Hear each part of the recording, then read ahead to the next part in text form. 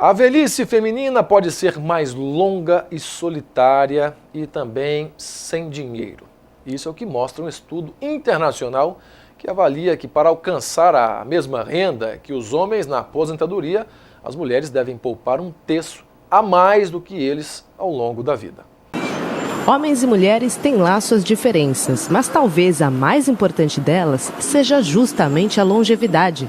De acordo com o IBGE, elas vivem 5 anos mais que eles. E no que diz respeito à aposentadoria, isso é um impacto e tanto. Isso significará que essa mulher terá que ter, para esses 5 anos a mais no futuro, 40% a mais de patrimônio do que este homem. Se ele guardou 100 mil, ela vai ter que guardar 140 mil. Mas como poupar mais se as mulheres, estatisticamente, ainda ganham menos que os homens? Estima-se que a diferença de renda entre homem e mulher, na média, em torno de 25%. E essa disparidade salarial está diretamente ligada ao quanto cada um reserva para a aposentadoria.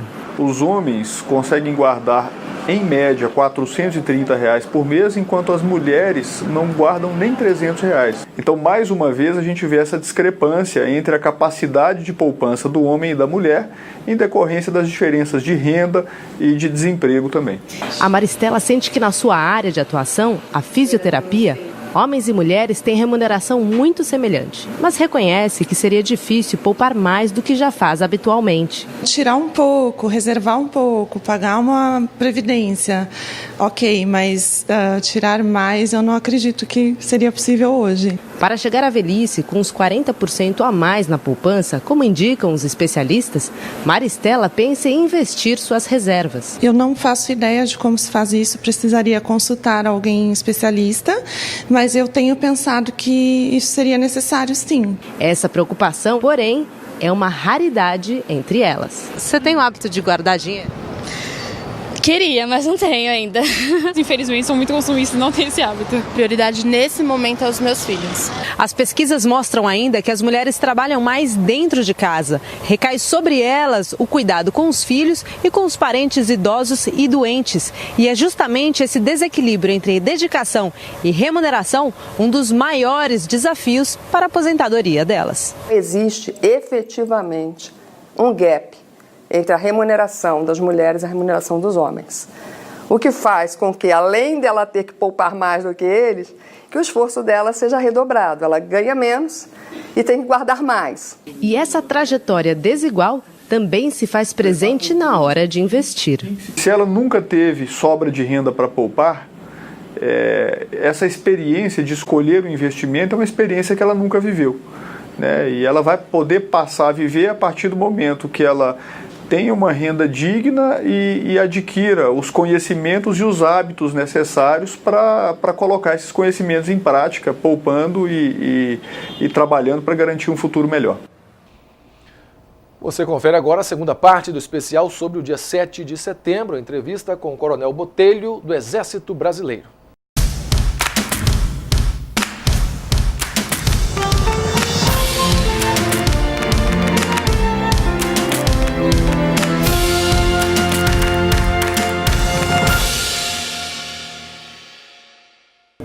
Agora, expandindo um pouco a nossa conversa para o cenário internacional. O Brasil liderou a MINUSTAH no Haiti entre 2004 e 2017. Foram 13 anos o Brasil liderando a missão de paz da ONU no Haiti. Quais são os resultados e as experiências que podem ser retiradas desse processo? Bom, para o nosso país, nós sabemos que o maior benefício, né, que o país capitaliza como resultado de uma missão como essa, dessa envergadura, é a projeção internacional que o país ganha, né, no Concerto das Nações, quando ele projeta um poder com as suas forças armadas, principalmente numa ação de ajuda humanitária e de estabilização de um país como é o Haiti, que precisava naquele momento, né? A ONU, então, naquele momento, buscou do Brasil essa responsabilidade da qual o Brasil não se furtou. O Exército foi empregado lá, juntamente com as outras forças, por todos esses anos. Foi um caso de sucesso e, internamente, para o Exército Brasileiro, foi um avanço enorme em vários campos, né? Nós tivemos, principalmente, muitos ganhos de experiência na área de logística, né? uma grande operação de logística manter essas forças lá à distância, fora do país. Nós tivemos muitos ganhos nos processos de seleção e preparação das tropas para missões no exterior reais, né, com emprego de tropa. E também nós tivemos um grande avanço na doutrina, na medida em que as técnicas, táticas e procedimentos utilizados lá nos trouxeram muitas lições aprendidas que hoje são empregadas dentro do próprio país, né, com a nossa tropa no apoio à segurança pública. Atualmente o Brasil participa de outras missões de paz da ONU? No momento o Brasil está participando apenas em missões individuais. O Brasil participa de 8 missões com 41 militares, né? Fora 2 missões que são no Chipre e na Unifil no Líbano. As outras 6 missões são na África e o Brasil emprega nessas missões observadores militares e oficiais de Estado-Maior, que é o que o Brasil participa hoje, no caso o Exército Brasileiro, com 41 militares. Agora voltando um pouquinho na questão da fronteira brasileira com países sul-americanos, a Venezuela vive essa crise humanitária e o fluxo de venezuelanos para o Brasil é enorme, aumentou nos últimos meses. Como é que está sendo a participação do Exército ali nas operações para receber esses venezuelanos?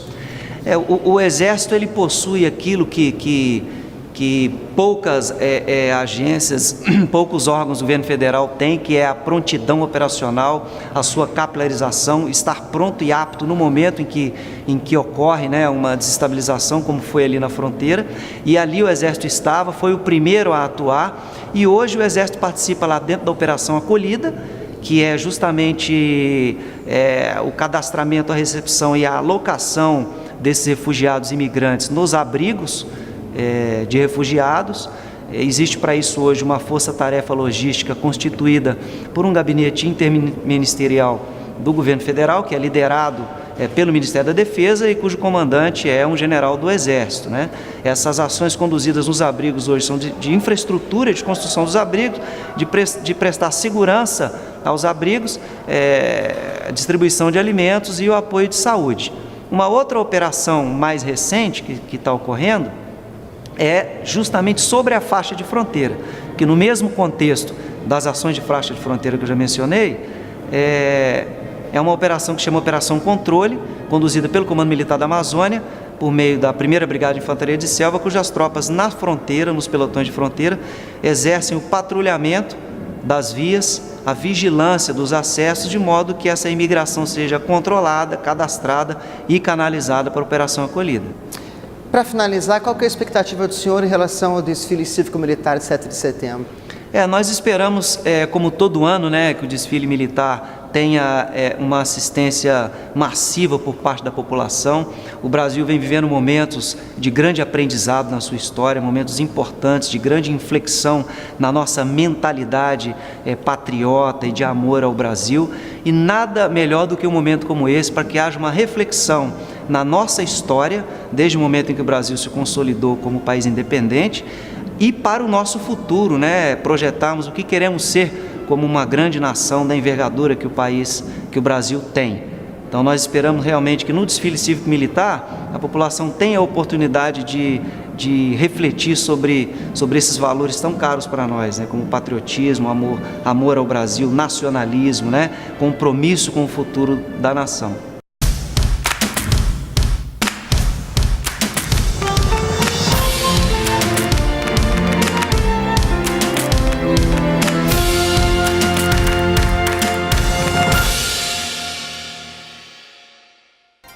E o Minas Brasil Notícias especial de 7 de setembro termina aqui. A gente volta a se encontrar amanhã na edição especial do fim de semana do Minas Brasil Notícias. Até lá!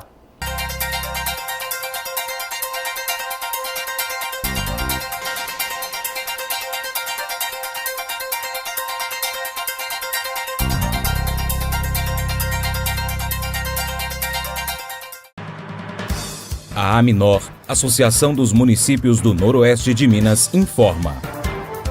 Você que é do Noroeste de Minas, sabia que o governo estadual tem uma dívida de quase 100 milhões com os nossos municípios? E que a cidade de Arinos está com dificuldades de atender a sua população? A dívida do governo estadual com o município no mês de agosto de 2018 já chega a R$ 3.931.990,24. Esse descompromisso do governo de Minas afeta a todos, principalmente as áreas de saúde, onde vários exames irão ser suspensos. Educação, onde teremos que paralisar o transporte escolar, além da assistência social e pagamento de servidores públicos. O governo de Minas brinca com os nossos direitos, brinca com a cara da nossa população, que não tem culpa de nada e sofre por uma política sem compromisso com os municípios. A Aminor, com seus prefeitos, estão cobrando das autoridades competentes para que a situação seja resolvida imediatamente e os municípios do Noroeste de Minas sejam ressarcidos por direito, após várias cobranças. Junte-se a nós e participe você também desse movimento em favor dos municípios do Noroeste de Minas. Aminor Unida, Noroeste Forte. Os teus becos que foram picadas, tuas ruas que foram bandeiras, formam hoje a altaneira cidade, grande urbe das plagas mineiras. A Fundação Casa de Cultura está completando 25 anos. História e cultura contadas nos acervos do Museu Municipal, no Arquivo Público, Biblioteca e na Casa de Cultura. O Museu Municipal guarda peças e símbolos que contam a vida da bicentenária Paracatu. Visitar e conhecer o Museu Histórico Municipal é indispensável para quem quer entender a nossa história. No Arquivo Público, toda a memória de Paracatu e sua gente está resguardada com registros e documentos autênticos.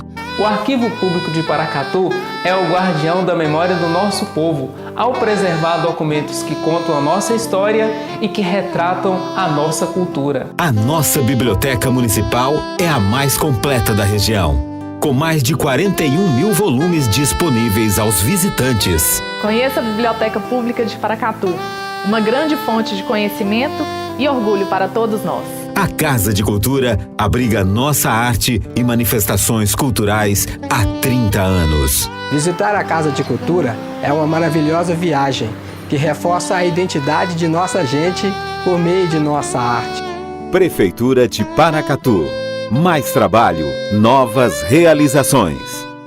Cantina da Benta oferece para você o melhor da comida caseira com o melhor preço. Aliamos sabor e qualidade em um cardápio balanceado para suas refeições. O lugar certo para você e sua família. Trabalhamos com self-service no quilo ou à vontade. Venha experimentar. Servimos Marmitex para empresas. Cantina da Benta, 3671-3714. Rua Boa Vista, 1262, Bela Vista, ao lado da rodoviária. Ajude a fazer o trânsito que Paracatu merece ter. Pedestre, olhe sempre com atenção para ambos os lados, para não correr o risco de ser atropelado. Procure atravessar na faixa de pedestre. No trânsito, não corra, não mate, não morra. TV Minas Brasil, por um trânsito seguro.